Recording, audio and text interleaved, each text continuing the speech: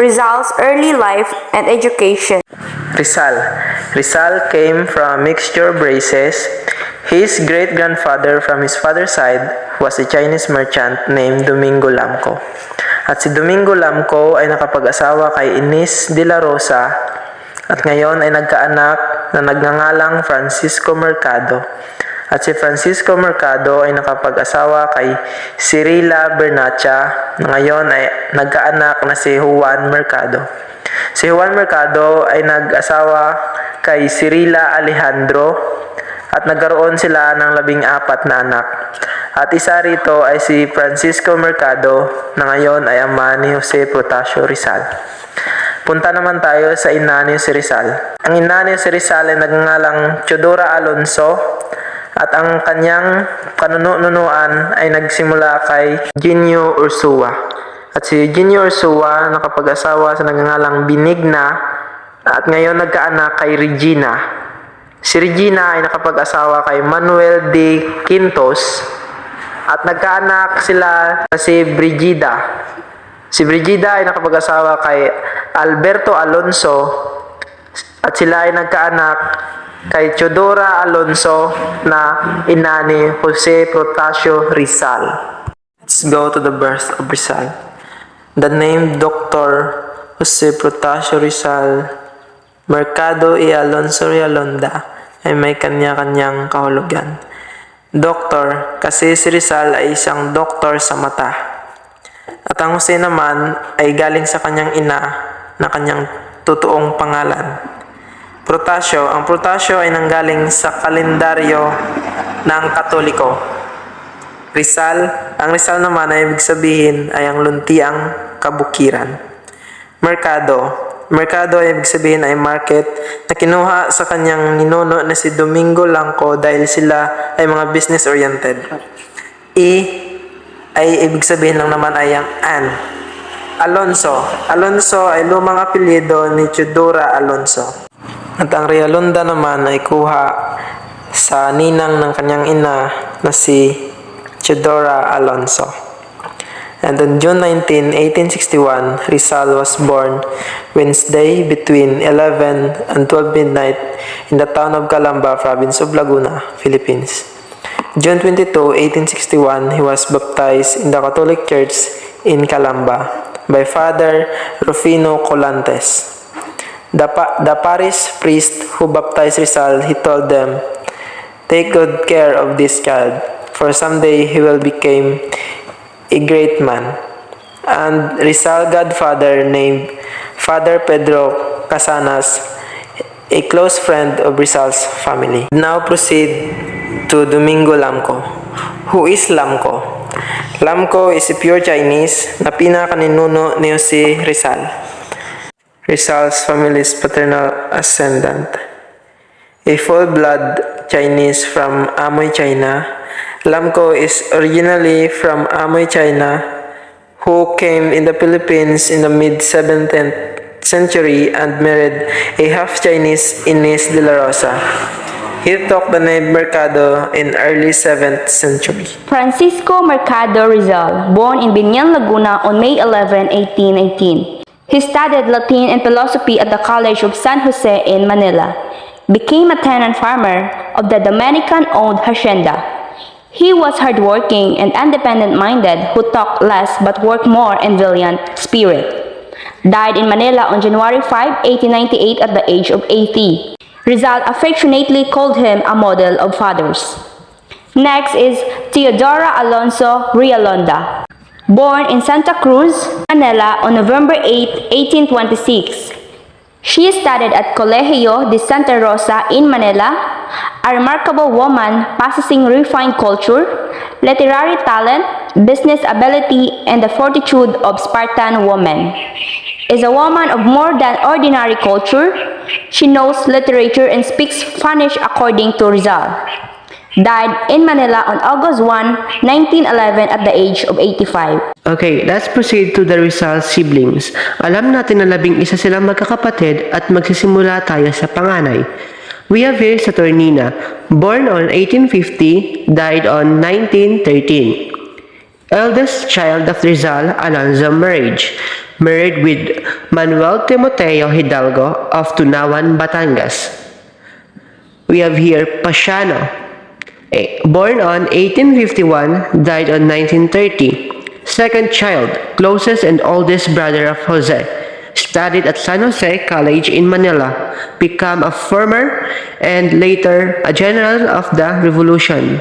Third, we have here Narcisa, born on 1852 and died on 1939. Narcisa or Sisa was a musician and educator. She was married with Antonio Lopez.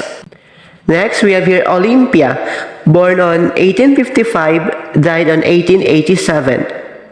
Olympia or Ipia, the fourth of the Rizal children, married with Silvestre Obaldo, a telegraph operator who held in Manila. We have here Lucia, 1857-1991.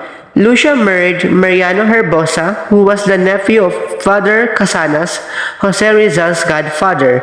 Herbosa died of cholera. He was denied of Christian burial, being the brother-in-law of Rizal.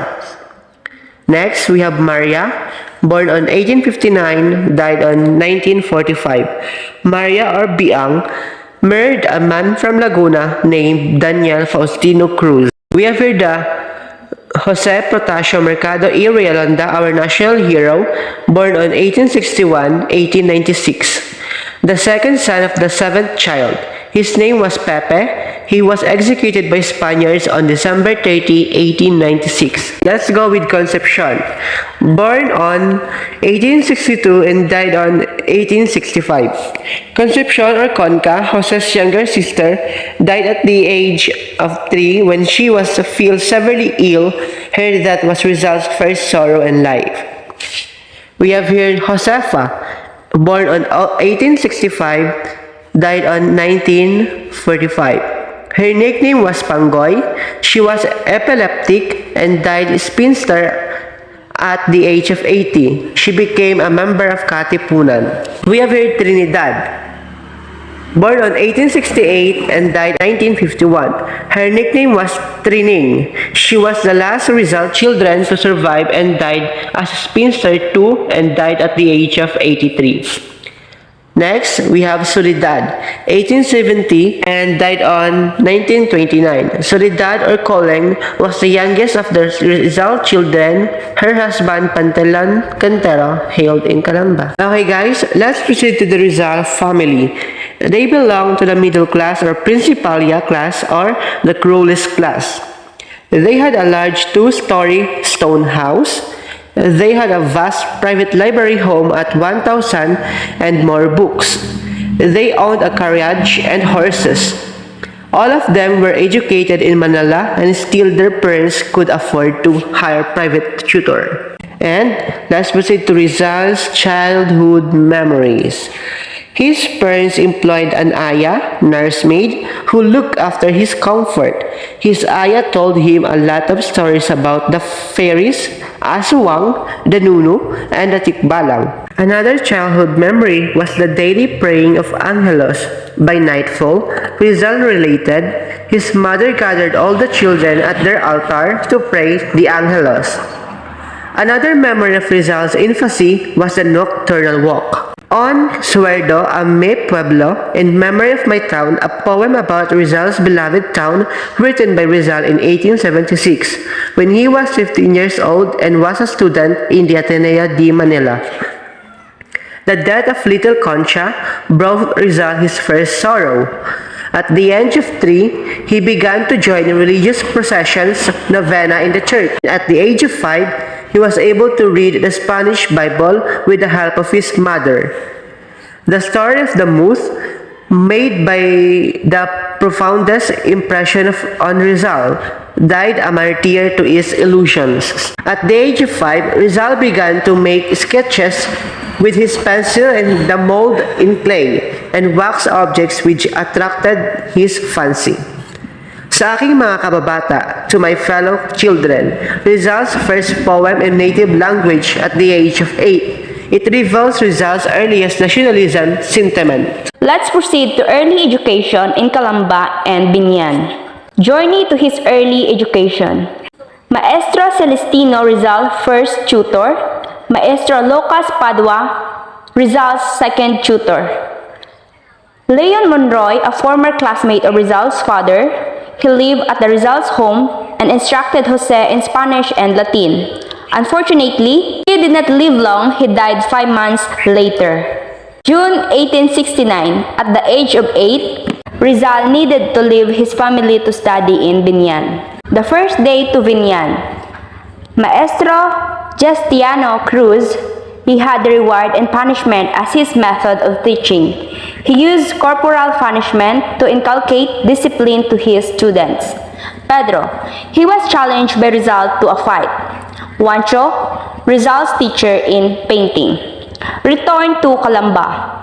In December 1870, he received a letter from his sister Saturnina advising him to ride the steamer Talem that would bring him back to Calamba. On December 17, 1871, in the afternoon Saturday, he reached his home at Calamba.